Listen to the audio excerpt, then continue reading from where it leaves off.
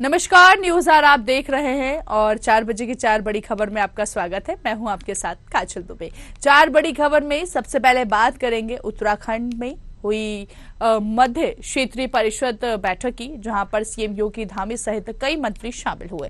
दूसरी खबर में चर्चा करेंगे मध्य प्रदेश की, जहां पर मध्य प्रदेश में होने वाले विधानसभा चुनाव को लेकर कांग्रेस की केंद्रीय चुनाव समिति की बैठक को लेकर बयान आए हैं। वहीं तीसरी खबर में बात करेंगे भोपाल की, जहां पर केंद्रीय राज्य मंत्री प्रहलाद सिंह पटेल ने मीडिया सेंटर में आज एक प्रेस वार्ता को संबोधित किया। चौथी और आखिरी खबर में बात करेंगे छत्तीसगढ़ की, जहां पर प्रत्याशी लिस्ट को लेकर तैयारियां जो है वो शुरू हो गई है। इसको लेकर सुशील आनंद ने भी अपनी प्रतिक्रिया दी है। क्या है पूरी जानकारी जानेंगे इन्हीं 4 बजे की 4 बड़ी खबरों में। तो आइए शुरू करते हैं 4 बजे की 4 बड़ी खबर।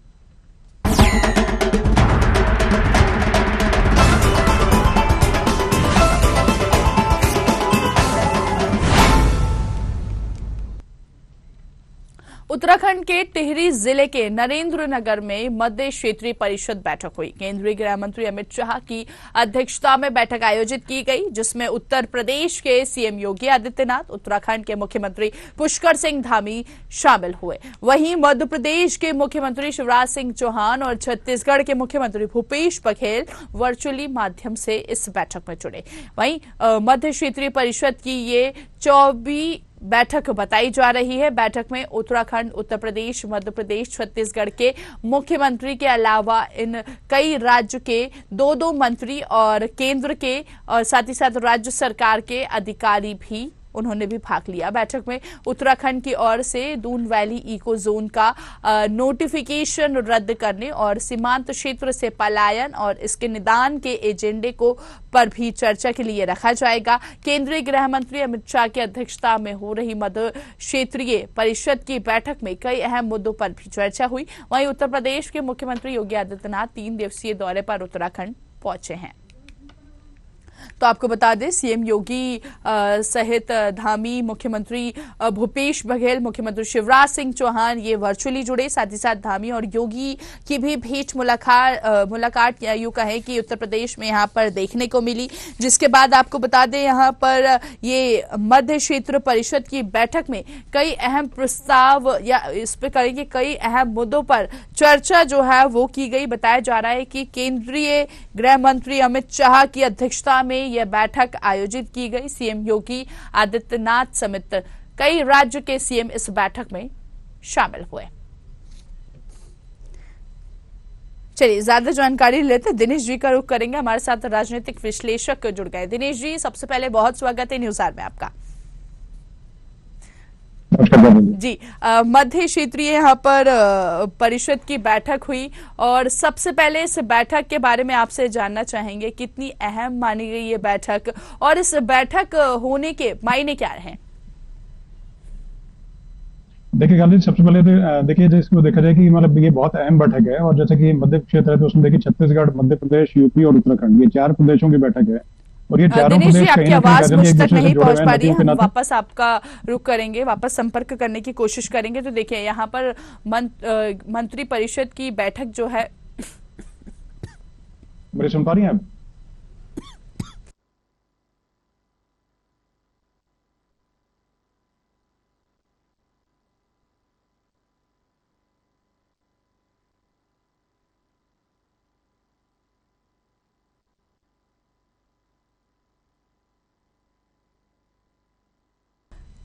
चलिए वापस रुक करेंगे दिनेश जी का। हमारे साथ लाइव जुड़ चुके हैं दिनेश जी। सबसे पहले इस बैठक के मायने आपसे जानना चाहेंगे। मतलब मैं बताना चाहूंगा, जैसे कि 4 प्रदेश है तो काफी अहम एक दूसरे से जुड़े हुए हैं, चाहे नदियों को लेकर बोल रहे हैं, चाहे अन्य मुद्दों को लेकर बोल रहे हैं। और एजेंडा देखिए पहले से तय था इसका, लेकिन सार्वजनिक नहीं किया गया था। तो देखिए एक तरह से ये बोल रहे हैं कि पहले से डिस्कस करती रहती है। और जैसे कि मैंने पहले बताया कि आपके इसमें जैसे 2-2 मंत्री शामिल होंगे चारों प्रदेशों से, मुख्यमंत्री शामिल होंगे। 2 मुख्यमंत्री जो है लाइक जैसे कि मतलब वहीं पर रहेंगे, जैसे कि पुष्कर धामी हो गए, वो हो गए, और योगी आदित्यनाथ ये वहीं पर यहाँ बैठक में मौजूद है। उसके अलावा जैसे कि भूपेश बघेल जी हो गए और शिवराज जी हो गए, ये वर्चुअली जुड़ेंगे। तो उस तरीके से करके बाकी जैसे कि पहले से मुद्दे जो है, क्योंकि मतलब कि जहाँ तक माने थे 1.5-2 घंटे के आसपास की बैठक चलने का अंदेशा था, वो तक कुछ चीजें और अगर आगे डिस्कशन में पॉइंट और कुछ चीजें, क्योंकि मतलब ये मतलब सूत्रों से ये पता लगा कि करीब 20 पॉइंट जो है उन पर डिस्कशन होने की उम्मीद है, जिसमें कि पलायन के मुद्दे हो गए और अन्य मुद्दे हो गए, कुछ और मतलब क्षेत्रीय मुद्दे हो गए, जिसमें एक दूसरे के साथ समन्वय बैठाने का, जैसे कि जो प्रदेश जैसे मध्य प्रदेश का कोई कोई मुद्दा है जिसमें छत्तीसगढ़ के साथ में कोई ना कोई कहीं ना कहीं आपस में टकराव की स्थिति आए या और भी जैसे कुछ है, तो आपस में मतलब कि पार्टी से और उसके ऊपर उठ के अलग चीजों को जैसे कि तय किया जा सके, और जैसे कोई भी जो सार्वजनिक कार्य हैं या लोक कल्याणकारी योजनाएं जो है वो कहीं ना कहीं ना रुके, और बेहतर संतुलन बैठाने के लिए और चुनाव करने के लिए ये बैठक जैसे रेगुलर तौर पर की जाती है और उसी के तौर पर लेकर के की जाती है। तो इसमें ये देखा जाए जैसे कि मतलब इसमें एक मोहर लगने की तरफ बातचीत है, जैसे पहले से तय शुदा कार्यक्रम सब थे और उसमें मोहर लग करके बात अगर आगे बढ़ जाएंगे तो नदियों के मुद्दों से ये सब रहेगा जी। इस बैठक का उद्देश्य यहाँ पर जानना चाहेंगे कि इस बैठक में जैसे कि हमने देखा कि सीएम का भी योगदान रहा, कई राज्यों के सीएम वर्चुअली जुड़े, साथ ही साथ सीएम योगी आदित्यनाथ वहां खुद पहुंचे, तो इसका उद्देश्य भी आपसे जानना चाहेंगे कि इसका उद्देश्य क्या है आखिर। उद्देश्य एक तरफ ये है कि जैसे कोई भी लोक कल्याणकारी योजना है या किसी प्रकार की टकराव की स्थिति को मतलब उत्पन्न ना हो, जैसे कि मान के छत्तीसगढ़ में आप ये देखिए कि जैसे कांग्रेस की सरकार है, मध्य प्रदेश में जो है भाजपा की सरकार है, उत्तराखंड में भाजपा की सरकार है, यूपी में भाजपा की सरकार है, तो कई बार मतलब जल्दी नॉर्मल स्वाभाविक चीज पे है, जैसे कहीं ना कहीं चीजें कुछ अटक जाती हैं कि ब्यूरोक्रेटिक लेवल पे या मुख्यमंत्री लेवल पे या और किसी विभाग के लेवल पे, जैसे कोई ना कोई योजना ऐसी हो जो केंद्र की योजना हो, चाहे क्षेत्रीय योजना हो, चाहे प्रदेश की योजना हो, तो उसमें कई बार चीजें ऐसी होती है जैसे कि क्षेत्र के मतलब जैसे बॉर्डर स्टेट्स है, तो बॉर्डर के आसपास में कोई कई स्थिति ऐसी कई बार होती है जिसमें कि आपस में समन्वय तालमेल की बेहतर मतलब उसकी आवश्यकता होती है, और उसमें किसी न किसी तरीके से ना हो, तो इसीलिए जैसे गृह मंत्री आज वहां पर पहुंचे और पहुंच के उन चीजों पे मतलब डिस्कशन करेंगे जिसमें कि कहीं ना कहीं बेहतर तालमेल करके और आगे चीजों को बढ़ाया जा सकता है, और कोई भी चीज रुकावट मतलब कोई रोड ब्लॉक है उसको समाप्त करके, और बाई चांस अगर किसी प्रकार का गतिरोध अगर है तो उस चीज में मतलब डिस्कशन करके और एक मतलब कि प्लेटफॉर्म पे ला करके उस चीज के बारे में हम चाहिए कि आपके और सभी के मतलब उसमें बेहतर तरीके से और बेहतरी के लिए, और मतलब मेन एक तरह से बोला जाए कि जो जनता की भलाई के जो उद्देश्य थे वही सब चीजें हैं, जैसे जो पलायन है उसका मुद्दा हो गया, चाहे और अन्य मुद्दे हो गए। अब जैसे कि बॉर्डर साइड है, उत्तराखंड है तो बॉर्डर की तरफ पड़ता है कि चाइना की तरफ की जैसे कुछ मुद्दे कुछ होते हैं डिस्कशन के मतलब पॉइंट्स में होता है, छत्तीसगढ़ का कुछ अलग इशू कुछ है, मध्य प्रदेश के साथ कोई बाई चांस कोई इशू है, तो वही सब चीजें करके बाकी मुख्यमंत्री आप मौजूद रहेंगे तो उसमें कोई भी चीज होगी तो फौरी तौर पर तुरंत जो है उसका राहत देने का काम हो सकता है, या फौरन तौर पर मतलब जो है वो डिस्कशन करके और वहीं कहीं इस मुद्दे को निपटाया जा सकता है। चलिए ठीक है, बहुत बहुत शुक्रिया दिनेश जी हमसे बातचीत करने के लिए। तो बता दें सीएम योगी धामी सहित मुख्यमंत्री भूपेश बघेल, मुख्यमंत्री शिवराज सिंह चौहान भी इस बैठक में वर्चुअली शामिल हुए, और साथ ही साथ इस बैठक में डिस्कशन जो है जैसे कि दिनेश जी ने बताया कि वो किया जाए, और इसके साथ ही साथ काफी अहम भी मानी गई है बैठक। चलिए आगे बढ़ते हैं, अगली खबर की ओर रुख करते हैं। मध्य प्रदेश में होने वाले विधानसभा चुनावों को लेकर कांग्रेस की केंद्रीय चुनाव समिति शनिवार को बैठक करने वाली है। सूत्रों से मिली जानकारी के मुताबिक इस बैठक में उम्मीदवारों के नाम पर विचार विमर्श होगा। ये बैठक कांग्रेस की पूर्व अध्यक्ष सोनिया गांधी के दिल्ली में 10 जनपथ रोड स्थित आवास पर होगी। इससे पहले 3 अक्टूबर को कांग्रेस ने प्रदेश में स्क्रीनिंग कमेटी की बैठक भी की थी। ये बैठक भी राज्य में विधानसभा चुनाव के लिए उम्मीदवारों पर फैसला करने के लिए थी। इससे पहले प्रदेश की दोनों ही प्रमुख पार्टियों भाजपा और कांग्रेस ने एक दूसरे पर निशाना साधते हुए अपने अभियान तेज कर दिए हैं। बीजेपी के लिए प्रधानमंत्री नरेंद्र मोदी और केंद्रीय गृह मंत्री अमित शाह ने प्रचार अभियान को आगे बढ़ाया है। दूसरी तरफ कांग्रेस की ओर से राहुल गांधी, मल्लिकार्जुन खड़गे और अन्य प्रमुख नेता कार्यकर्ताओं में जोश भरने का काम कर रहे हैं।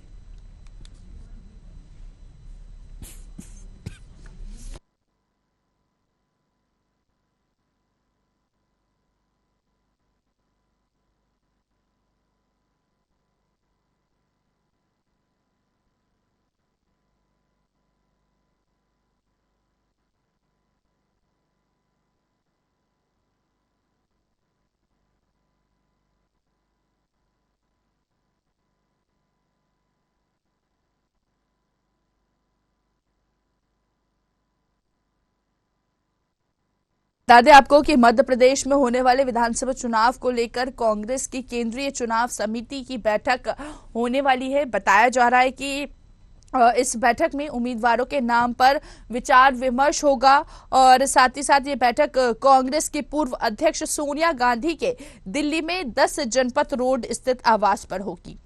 इससे पहले 3 अक्टूबर को कांग्रेस ने प्रदेश में स्क्रीनिंग कमेटी की बैठक भी की थी और हम देख रहे हैं लगातार जिस तरह से चुनाव नजदीक आते जा रहे हैं और वैसे वैसे कांग्रेस की तरफ से या यूं कहे कि लगातार तैयारियां जो है की जा रही है। एमपी चुनाव की तैयारियां यहां पर लगातार करते हुए नजर आ रहे हैं राहुल गांधी के।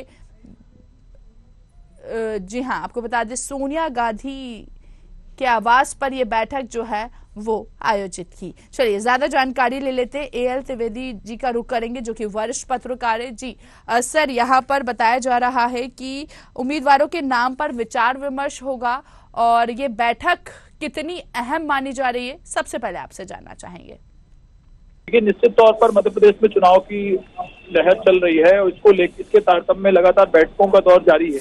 चाहे हम बात कर लेते भारतीय जनता पार्टी की, तो वहां पर भी प्रदेश मुख्यालय में पार्लियामेंट्री बोर्ड की बैठक आयोजित की जा रही है और अगर दूसरी ओर हम बात कर लेते हैं तो कांग्रेस के स्क्रीनिंग कमेटी की बैठक भी लगातार जारी है। इस तारतम्य में आज बैठक स्क्रीनिंग कमेटी की जारी हो रही है जिसको प्रत्याशी को लेकर के बहुत ही महत्वपूर्ण बैठक मानी जा रही है और ऐसा कयास और ऐसा अनुमान भी लगाया जा रहा है कि जल्द से जल्द प्रत्याशियों की करीबन 100 से ऊपर प्रत्याशियों की सूची जारी भी देर रात या फिर 1 या 2 दिन में जारी होने की संभावनाएं जताई जा रही हैं। जी बिल्कुल। यहाँ पर कब तक प्रत्याशी, जैसे कि आप बता रहे हैं 1 या 2 दिन में, इसका क्राइटेरिया भी जानना चाहेंगे क्योंकि देखिए अभी तक यहाँ पर प्रत्याशियों की लिस्ट जो है वो जारी नहीं हुई है, तो इसका क्राइटेरिया आखिर क्या हो सकता है? देखिए, निश्चित तौर पर कहीं ना कहीं कांग्रेस में मंथन का दौर लगातार जारी है और कहीं ना कहीं कांग्रेस जो है वो धरातल पर कार्य कर रही है और उसका ऐसा अनुमान लगाया जा रहा है कि ज्यादा से ज्यादा सीटें जीत करके वह बहुमत को प्राप्त करे। इसको लेकर के लगातार कांग्रेस ने लगातार जमीनी स्तर पर सर्वे कराए हैं। सर्वे कराने के बाद उन्होंने एक सूची तैयार करी है और जैसे पूर्व के दिनों में भोपाल में रणदीप सुरजेवाला जी आए थे और उन्होंने 1 to 1 सभी विधायकों से और सभी संभावित प्रत्याशियों से उन्होंने चर्चा भी करी थी।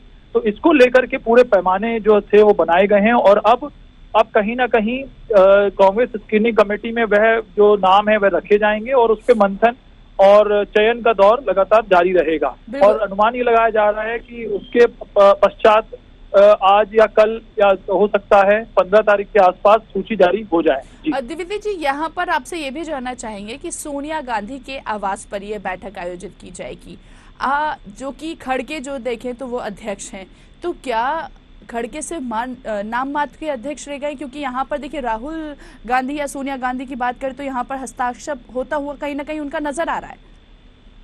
देखिए, निश्चित तौर पर सोनिया गांधी जी के आवास पर यह बैठक है, लेकिन कहीं ना कहीं कांग्रेस जो है वह एक पार्टी है जिसमें सभी को महत्वता और तवज्जो दी जाती है। तो वरिष्ठ नेत्री होने के कारण उनके आवास पर यह बैठक जारी रहेगी और उसमें सभी वरिष्ठ जो कांग्रेस के नेता हैं वह वहां मौजूद रहेंगे और उनकी अध्यक्षता में मल्लिकार्जुन खड़गे की अध्यक्षता में ही ये बैठक आयोजित की जाएगी। लेकिन हाँ, रायशुमारी जो है वो कांग्रेस के वरिष्ठ नेता वरिष्ठ नेत्री जो भी होते हैं उनसे लिया जाता है। इसीलिए इस तारतम्य में और ऐसा भी कह सकते हैं कि स्वास्थ्य का हवाला देते हुए, क्योंकि जिस प्रकार से बीच में हमने देखा था कि सोनिया गांधी जी का स्वास्थ्य खराब था, तो हो सकता है कि स्वास्थ्य के तारतम्य में या स्वास्थ्य को दृष्टिगत रखते हुए उनके आवास पर ये बैठक का आयोजन किया गया हो। तो ये सब एक प्रश्न चिन्ह है, लेकिन हाँ, बैठक तो कहीं भी आयोजित हो सकती है।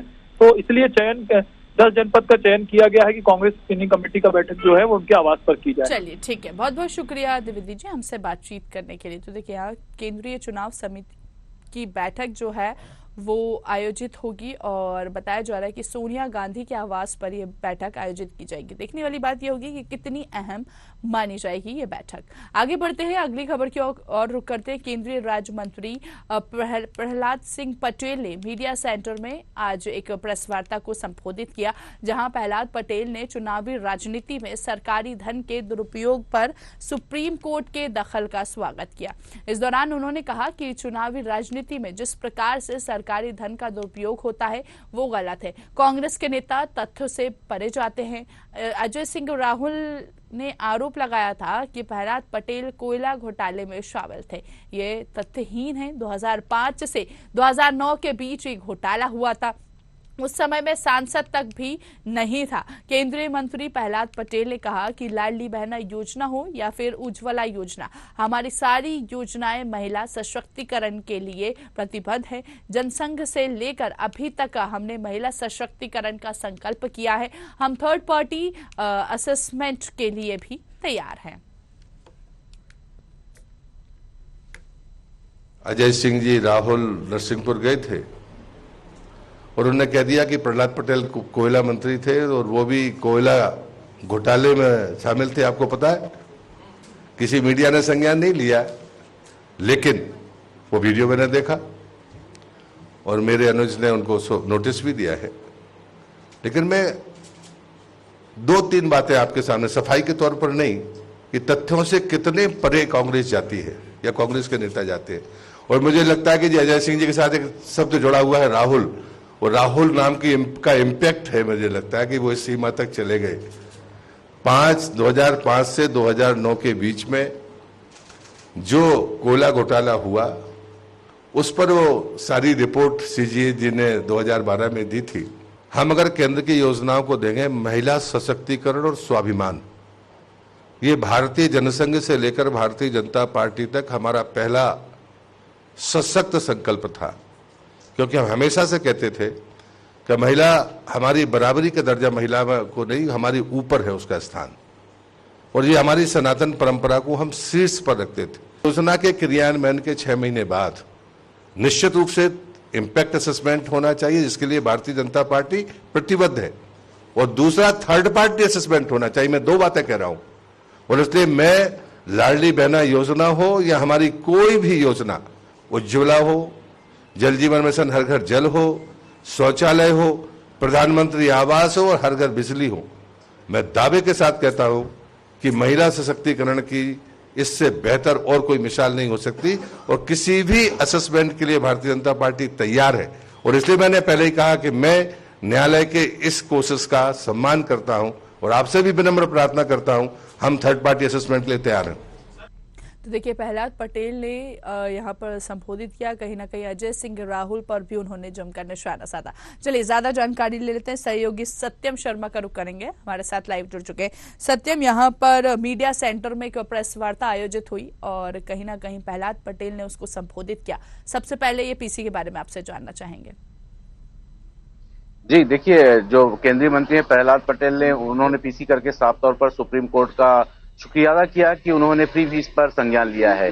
आपको बता दें, फ्री वीज जो योजना है उस पर सुप्रीम कोर्ट से सख्त हो गया। सुप्रीम कोर्ट ने केंद्र चुनाव आयोग, राजस्थान की सरकार, मध्य प्रदेश की सरकार और छत्तीसगढ़ की सरकार पर को जवाब देने को कहा है, जिसके बाद से अब फ्री वीज को लेकर फिर से एक बार राजनीति शुरू हो गई है। वहीं जो मध्य प्रदेश की बात करें तो प्रहलाद पटेल ने आज जो प्रेस कॉन्फ्रेंस की, उसमें उन्होंने कहा कि मध्य प्रदेश में जो योजनाएं चल रही हैं वो फ्रीबीज नहीं है, वो महिला सशक्तिकरण और महिला को आगे बढ़ाने की योजनाएं, चाहे लाडली बहना की योजना हो या लाडली लक्ष्मी योजना हो या फिर जो आवास आवंटन होगा उसकी योजना हो। वैसे ही केंद्र सरकार में जो किसानों के लिए योजना दी जा रही है, राज्य सरकार में जो किसानों के लिए योजना दी जा रही है, वो सब फ्रीबीज के अंतर्गत नहीं आती, वो महिला सशक्तिकरण के अंतर्गत आती है। और एक उदाहरण उन्होंने और दिया कि महिला सशक्तिकरण के लिए देखा जाए तो केंद्र सरकार ने जो स्वच्छता और महिला के लिए शौचालय की व्यवस्था कराई है, उसमें भी कहीं ना कहीं महिलाओं को एक जो सशक्त बनाने और उनको एक जो इज्जत होती है वो देने का काम बीजेपी की सरकार कर रही है। वहीं उन्होंने एक बार और प्रेस कॉन्फ्रेंस में कही, जो अजय सिंह राहुल भैया, जिसको राहुल भैया कहते हैं, वो पूर्व नेता प्रतिपक्ष है, कांग्रेस के नेता हैं, उन पर साफ तौर पर उन्होंने निशाना साधा। उन्होंने कहा कि चूंकि इनका नाम राहुल है, इसलिए ये जो इनके तर्क रहते हैं और जो इनकी जो बातें हैं वो इतर रहती हैं। और जो घोटाला हुआ था, जिस घोटाले की बात, कोयला घोटाले की बात कर रहे हैं, उसकी रिपोर्ट 2012 में हुई थी। 2004 से लेकर 14 तक प्रहलाद पटेल खुद किसी भी मंत्री पद पर नहीं थे, यहाँ तक कि वो सांसद नहीं थे। तो ये जो बातें कर रही कांग्रेस, ये अनर्गल बातें हैं। जो घोटाले की बातें सिंह राहुल भैया ने की हैं, वो अनैतिक है। जी चलिए, ठीक है, बहुत बहुत शुक्रिया सत्य, हम तक जानकारी पहुंचाने के लिए। तो देखिए, यहाँ पर बता दें आपको, प्रेस वार्ता आयोजित की गई, उसको प्रहलाद पटेल ने संबोधित किया और कहीं ना कहीं उन्होंने अजय सिंह राहुल पर भी जमकर निशाना साधा। आगे बढ़ते हैं, अगली खबर की ओर करते हैं। खबर रायपुर से है, जहां पर सुशील आनंद ने अपनी प्रतिक्रिया देते हुए कहा कि कांग्रेस में प्रत्याशियों की सीट के नाम को लेकर प्रत्याशियों के लिस्ट निकालने की सारी तैयारियां पूरी हो चुकी है। हमारे पास सभी विधानसभा में एक से बढ़कर एक उम्मीदवार हैं, लेकिन उनमें से सर्वश्रेष्ठ प्रत्याशियों को टिकट दिया जाएगा। पूरा मंथन करने के बाद और सीआईसी के अंतिम बैठक के बाद लिस्ट घोषित की जाएगी। इसके साथ ही एशिया कप में 100 गोल्ड मेडल लाने को लेकर यह निश्चित है कि खिलाड़ियों की मेहनत और पुरुषार्थ का नतीजा है। इससे पूरा देश गौरवान्वित महसूस कर रहा है। बीजेपी के द्वारा धर्मांतरण के मुद्दे को लेकर भी उन्होंने सवाल उठाए जाने को लेकर कहा कि भारतीय जनता पार्टी के पास कोई चारा नहीं है, इसलिए वे सांप्रदायिकता और धर्मांतरण की बात करती है। ये उनका पुराना खेल है और कांग्रेस पार्टी धर्मांतरण और संप्रदाय तक जैसे मुद्दे को नहीं उठाती है। देखिए, भारतीय जनता पार्टी के पास जब मुद्दे नहीं होती तब वो सांप्रदायिकता और धर्मांतरण जैसे कार्ड खेलती है। ये उसका पुराना शगल रहा है, लेकिन छत्तीसगढ़ की जनता इस प्रकार की फिजूल की चीजों पे भरोसा नहीं करती है। और हमारे यहाँ टिकट वितरण की अपना एक सिस्टम है। हम बिना कार्यकर्ताओं से पूछे, बिना उनकी राय लिए कभी भी टिकट नहीं बांटते हैं। हमने ब्लॉक स्तर पे आवेदन मंगाया, उसके बाद जिलों की अनुशंसा मंगाई, प्रदेश चुनाव समिति मंथन कर रही। हमारे पास हर विधानसभा क्षेत्रों में योग्य उम्मीदवारों की बहुलता है, उसमें सर्वोत्तम का चयन करने के लिए लगातार हमारे नेता कवायद कर रहे हैं और लगभग सहमति बन चुकी है। और जैसे ही सीईसी की बैठक होगी, सीईसी की बैठक के बाद में हम अपने प्रत्याशियों के नाम की घोषणा कर देंगे। पर उन्होंने अपनी प्रतिक्रिया दी और इस बीच उन्होंने कहीं ना कहीं भारतीय जनता पार्टी पर भी निशाना साधा। तो देखा आपने 4 बजे की 4 बड़ी खबरों में इतना ही। दीजिए मुझे इजाजत और देखते रहिए न्यूज़। नमस्कार।